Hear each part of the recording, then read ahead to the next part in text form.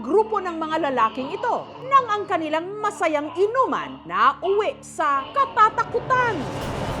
Ang L300 van kasi na nakapark sa kanilang likuran, bigla na lang silang inararo. Kaya agad silang nagsitayuan para pigilang tuluyang magulungan ng sasakyan. Nawala na talaga ang kanilang amats ng kanilang napagtanto na umandar ang L300 van nang wala namang kahit sinong nagmamaneho.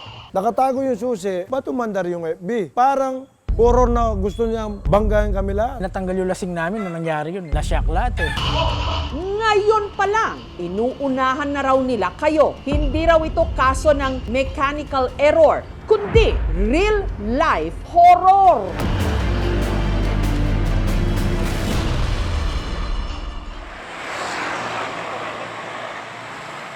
Insidente nangyari nitong nakaraang linggo sa garaheng ito sa Santo Tomas, Pampanga. Masaya raw noong nagiinuman ang grupo ni na Paulo kasama ang amo nilang si Joseph. May kumakanta, may sumasayaw eh. Sa sobrang saya namin, lalong gumanda yung kwentuhan namin. Bandang alas 9 ng gabi, nagulat na lang daw sila nang narinig na biglang umandar ang makina ng L300 van na nakapwesto sa kanilang likuran.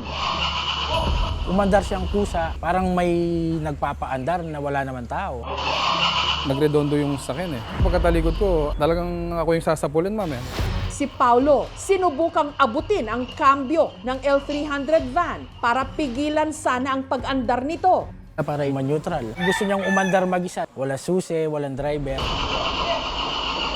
Talagang malakas eh. Kaya yung mga kasama ko nagpulasan na, tulong-tulong kami. Ang dami na namin, di namin mapigilan. Parang nagtutulak ang naka-handbrake na sasakyan. Kasi naka-primera siya sa taas, nahila ko siyang pababa, ma-neutral, namatay yung sasakyan. Electrical tsaka mechanic, wala naman po siyang technical problem. Mapapaisip kami eh. Sa pinikula lang napapanood yung mga umaandar na sasakyan na walang tao. Nakakilabot, nakakatakot.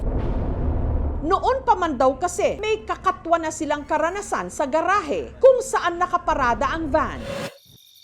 Pag yung tahimik na yung paligid, parang feeling mo may kasama ka na.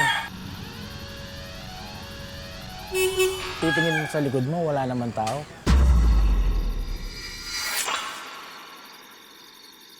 Parang may sumusunod sa'yo pag lumalakad ka.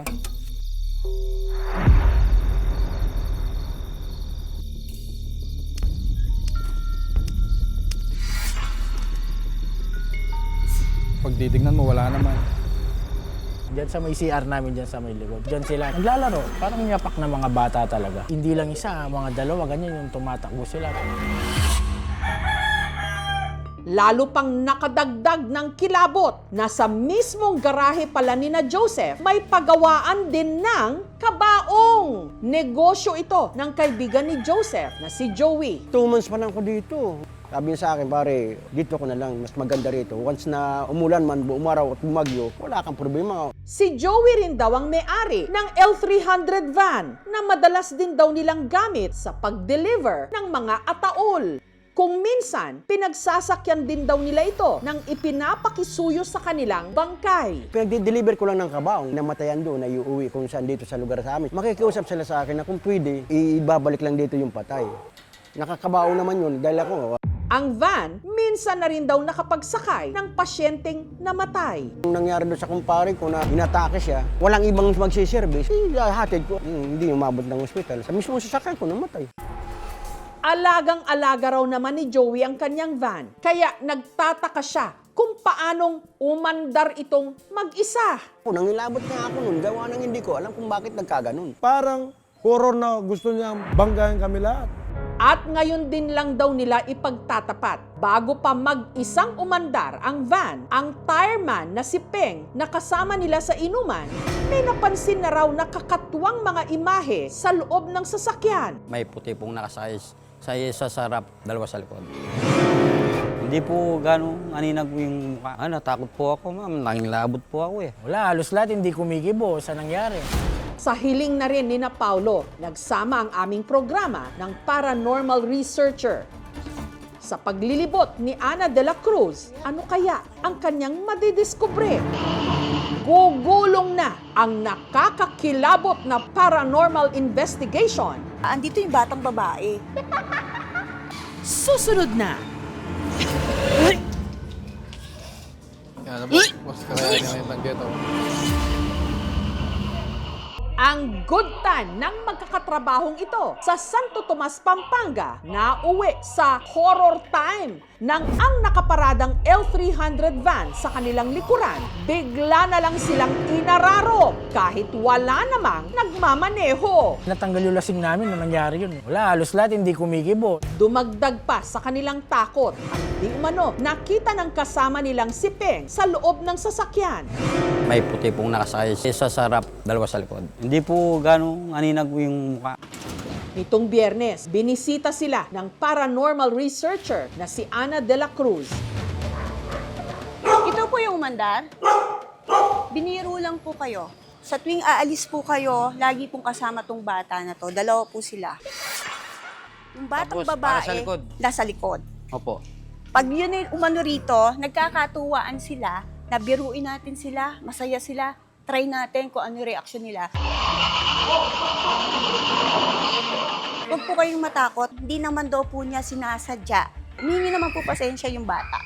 Meron kayo nararamdaman? Oo, yung bata nga, andito oh. Kung nakikita nyo, nandito yung bata, andito yung batang babae. Nakaupo lang, tinitignan lang tayo. Kung halimbawa, kasama ko sa Mahalin sabiyahe, mo to, mahalin mo. Na ano ko nung... Ano, bakit ma'am? Teka lang. Yan, boss, kaya niya ng ghetto. Yan, boss, at yan nakikita. Pag nakaramdam po kayo ng mainit, sabihin nyo lang po bari-bari apo. Hindi po tayo dapat matakot sa mga ganyang mga espiritu. Sa buhay po tayo matakot. Yung akala naming nakakakalang na nararamdaman namin, totoo pala. Chinek din ang van ng eksperto sa makina ng sasakyan. Yung sasakyan ba before, nag-undergo na siya ng electrical repair. wala, matagal na, hindi pa napapalitan yung electrical. Kapagtaka naman, sir, bakit kumandar ng walang susi, nakasabit yung susi? Yung tinitignan na sa side ng electrical malfunction. Tinignan ko yung flooring kung saan nakapark yung sasakyan at patag naman siya. Rare itong gumagantong kaso. Hindi ko siya may tuturing na paranormal. Yung pagbukas ng makina kasi nagkakaroon ng ignition sa loob ng sasakyan. Nag-start lamang ito kapag nagkaroon ng electrical supply or power doon mismo sa sasakyan. Ang nakita ko dito is simply electrical fault and mechanical fault. Particularly sa mga starters, yan sa ignition. Baka kasi nagkaroon ng, let's say, mga loose wiring, nagkaroon ng short circuit, kaya as you can see, makita natin, aandar niya mag-isa. May tinatawag tayong intermittent fault. Maaring ngayon, okay siya. Pero kapag mamaya, hindi na check, saka lumalabas yung mga errors nung, let's say, ng isang system. Nasa inyo naman yun kung maniniwala kayo o hindi. Respetuhin nyo na lang kasi kami yung naka-experience Hindi naman kayo Hindi ba't bago ang inuman, nakagawian na ang unang tagay alay sa lupa. Para sa ating kasiyahan, walang masasagasaan. Thank you for watching mga kapuso. Kung nagustuhan niyo po ang videong ito, subscribe na sa GMA Public Affairs YouTube channel. And don't forget to hit the bell button for our latest updates.